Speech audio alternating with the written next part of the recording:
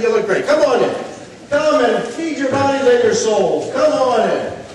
Hey, Elmer, how are you doing? Yeah. Now, Elmer, you know that your money is no good here. Yeah, so just take what? Elmer, your money is no good anyway. This is $1 million bill with your face on it.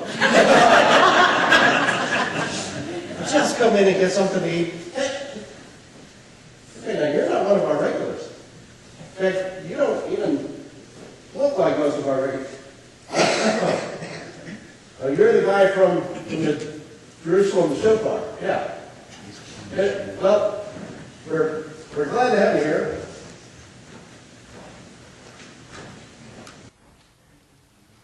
This is it. Yeah, this is the Siloam Soup Kitchen and Vocational Training Cooperative. Yeah, well, we've been around for about 3 years.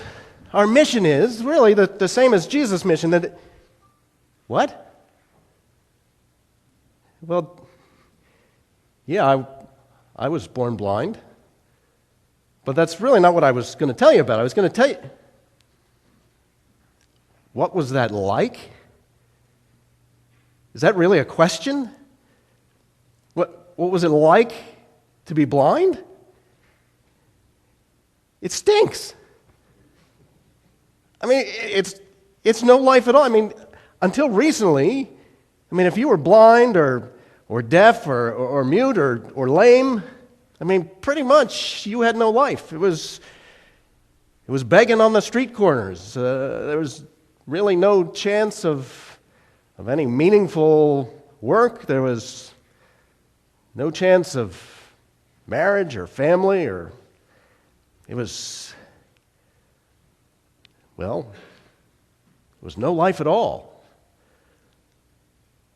And the way people treated you as,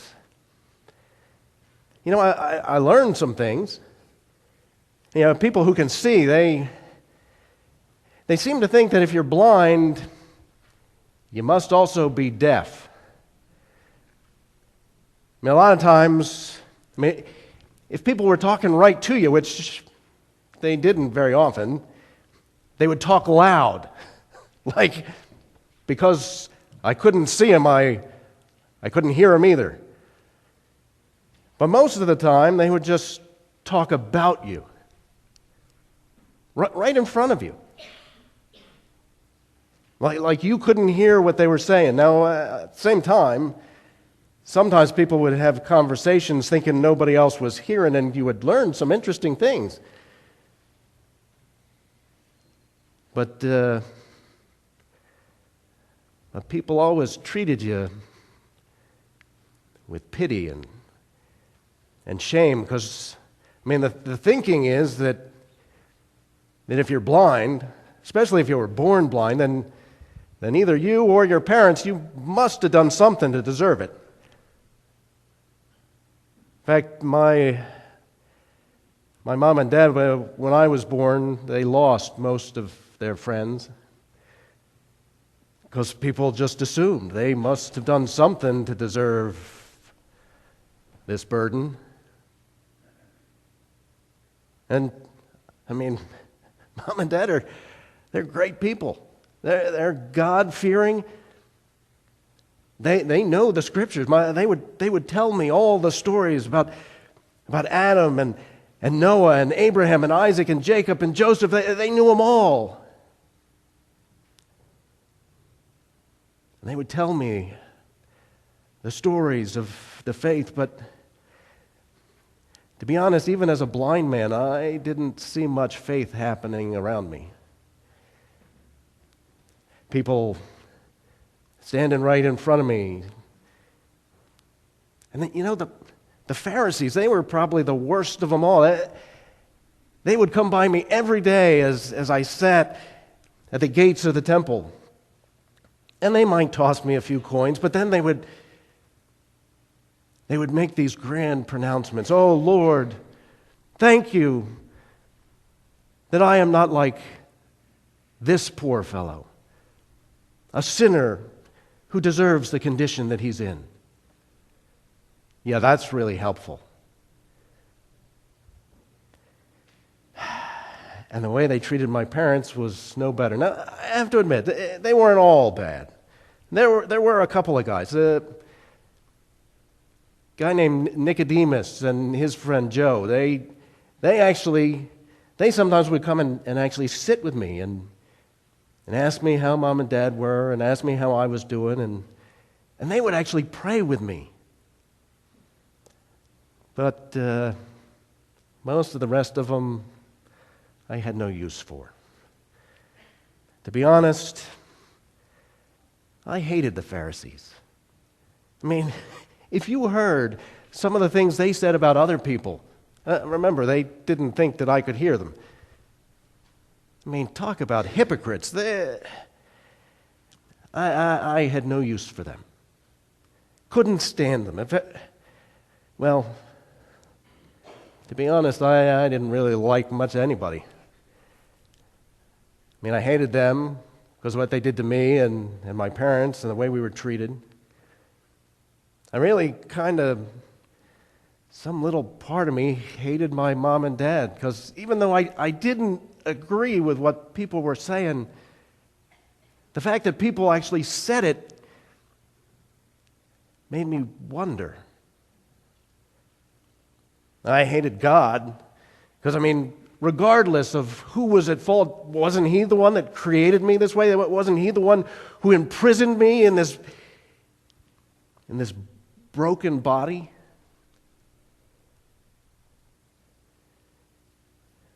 But if I'm honest, I probably hated myself the most. I mean, what good was I? I was dependent on everybody else. I couldn't do anything for myself. I was a burden to my family, to my community.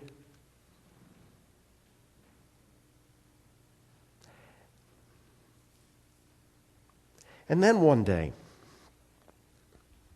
it was a Sabbath because I wasn't allowed to beg on the Sabbath, so I was just sitting outside of our house on our little street here in Jerusalem, and I heard this group coming toward me, and the voices were not familiar. They were out-of-towners because, at least in our neighborhood, I knew most everybody else's voices, but I could hear them as they were coming up, and one of them says to one of the others, "Look, there's a blind man," and the other said, "Well, this man has been blind since birth." To be honest, I have no idea how he knew that. And then another one pipes up and says, "Well, then who sinned, this man or his parents, that he was born blind?" And I thought, oh, great, here we go again.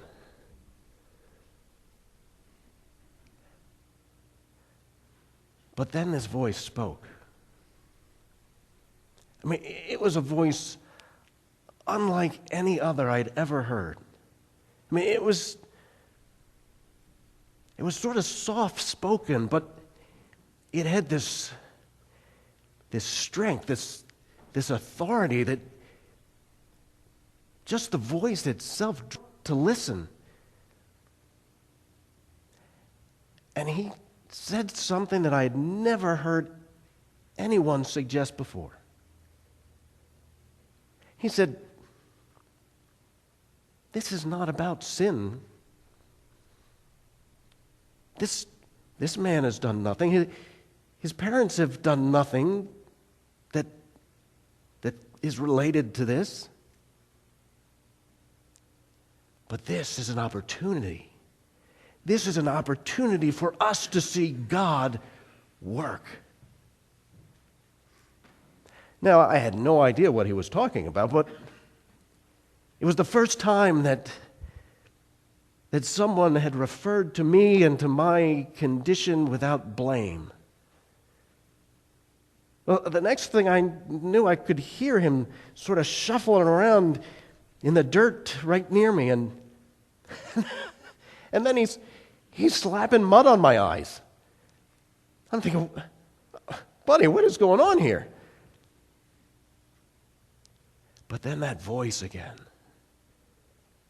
And he grabbed me by the hands and he pulled me up and he said, son, I want you to go to the pool of Siloam and wash. That's all he said. He didn't say why. Well, except the obvious. I mean, he had just put mud all over my face. Well, Siloam was way down the bottom of the mountain. It was the farthest point in Jerusalem at the bottom of the hill. So I had to call my mom and dad so they could lead me down there. They had a lot of questions, and I said, he told me to go, and I don't know why, but I just feel like I have to obey. So they walked me through the streets of Jerusalem, mud still running down my face. And we came to the pool, and they led me up to the edge, and I splashed the water on my face, and I could see. I mean, I could see colors, I could see trees, I could see people, I could see the well, I could see the rippling in the water. Well, my poor mom and dad, I just left them there at the well, and I ran back through the city because I could run. I could walk on my own. I could skip. I could jump. Well, I got back to my neighborhood, and I'm still laughing and crying out. And I mean, some of my neighbors, they recognized immediately that I could see, and they were hugging me, and then there were others who were like, well, this can't be the same guy. He was blind this morning. You saw him. This has got to be somebody who looks like him. I said, no, it's me. It's really me. This guy, I think his name was Jesus. He put mud on my eyes and sent me down to the pool, and I washed, and I can see. Well, then they started talking. They said, well, we have to take you to the temple. We have to present you to the Pharisees, to the priests, and have this miracle certified. Well, I was a little reluctant at first, and then I thought, this is my opportunity. I can go rub it in their faces. I've got a thing or two I'd like to say to those Pharisees. Sure, I'll go. And so they took me up. And the Pharisees started asking me all sorts of questions. So, who did this? I said, well, I don't really know. I think his name was Jesus. I only heard his voice. I mean, by the time I got back from washing my face, he was gone. Well, what did he do? Well, he put mud on my eyes. He told me to go wash. Well, where is he now? I just told you. I don't know. The last time I encountered her, I was blind. Well, they didn't really believe me. Now, these are the same Pharisees who pass me every day going into the temple. And they don't recognize me. So they call in my parents. They make my poor parents come all the way into the temple for the Inquisition. And they're asking them ridiculous questions. Is this your son? Yeah. Was he born blind? Yeah. And how is it that he can now see? Now, see, this was the trick question. Because we already knew they'd been questioning all sorts of people about this guy, and I guess it was Jesus, who'd been claiming he was the Messiah.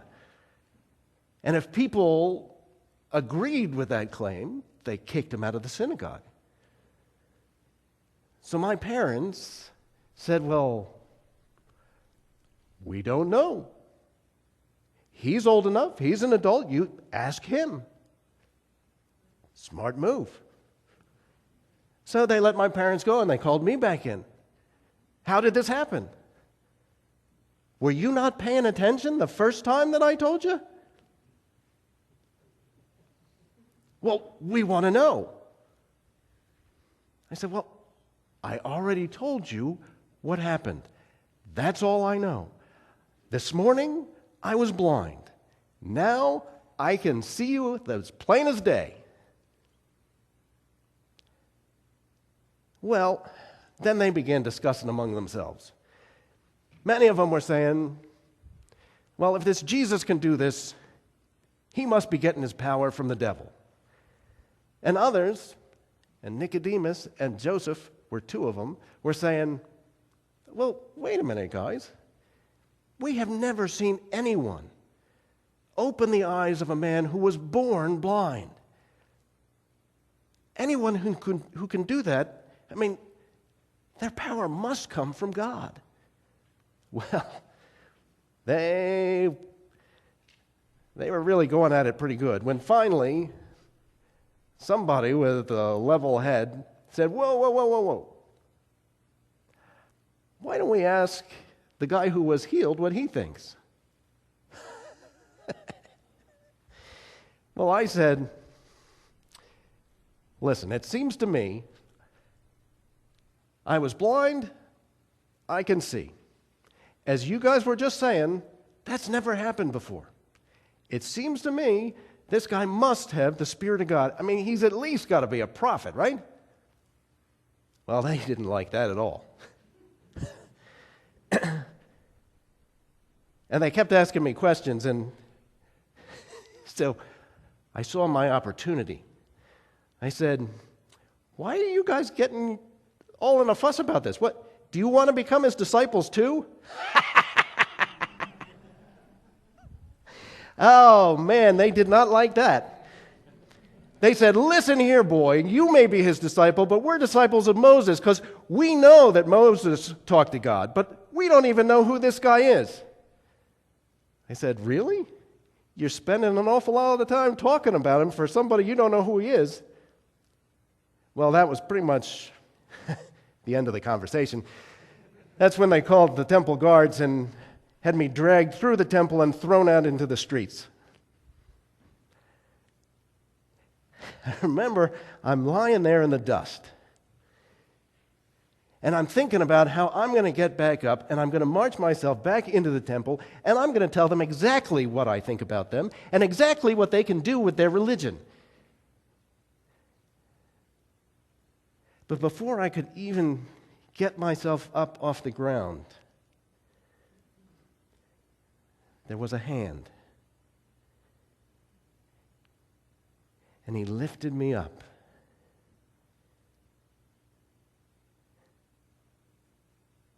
And then I looked up. I don't know what it was, but I knew this was Jesus. And he just looked at me. And I said, give me a minute, Jesus. I'm just going to go in there and tell them No, but really, I mean, you know how they are. You know what they did. They deserve it.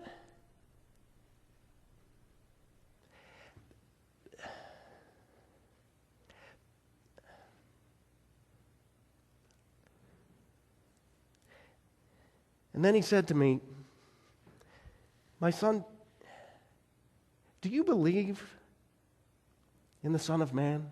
Do you believe in the Messiah?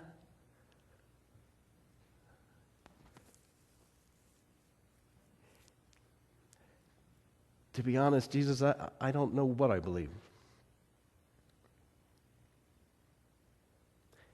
But if you could just kind of lay it out for me. I'm not well educated. I don't know a lot of stuff. But if you just tell me who he is, I believe in him.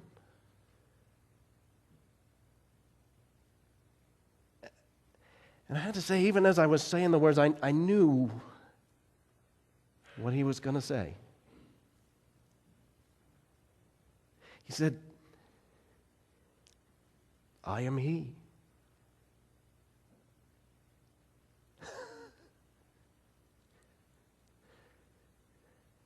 I didn't really know what I was doing, but I fell back to my knees.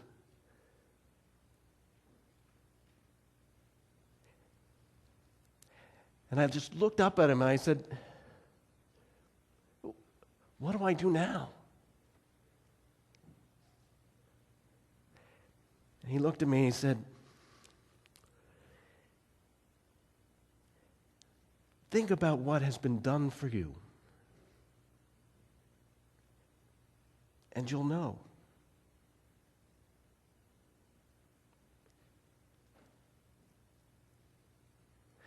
I didn't really know what he meant at first. But as I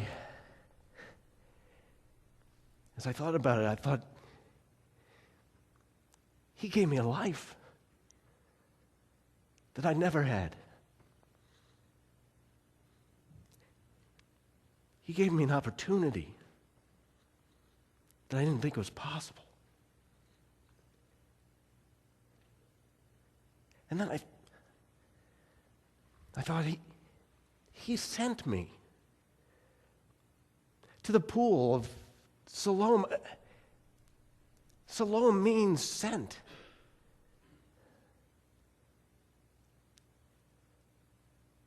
But where was I being sent?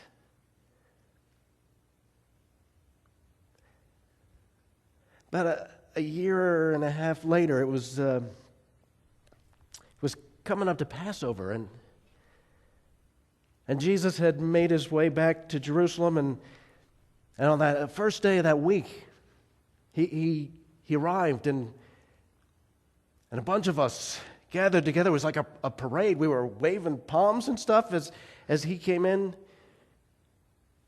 was a great day. Best day that week. Turned out to be a difficult week. But there was another guy who had followed Jesus from Jericho, Bartimaeus. He'd been blind too. Well, we kind of ran into each other in the parade, and we got to talking and sharing our stories, and he felt sort of like I did. And as we started talking about it, we thought, well, he gave us a life. Maybe we're called to help him give that to other people. And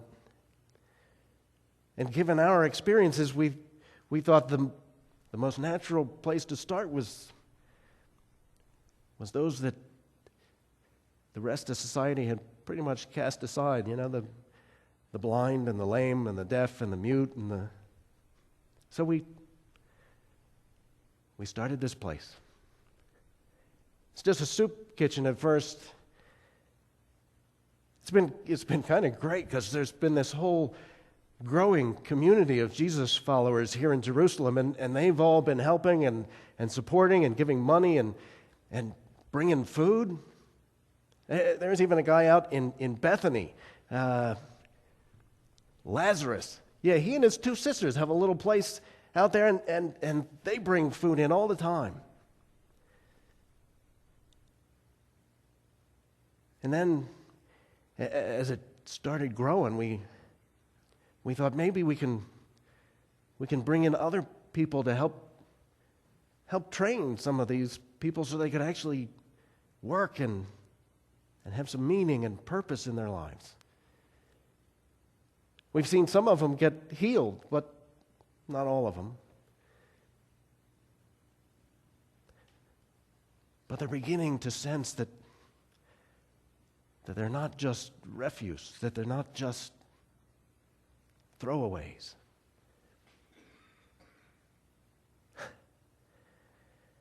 So that's the story of this place, and I still don't know a whole lot.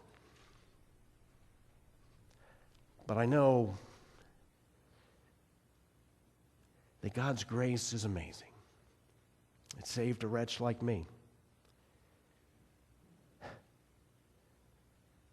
I once was lost, but now I'm found. I was blind, but now I see. Let's sing together.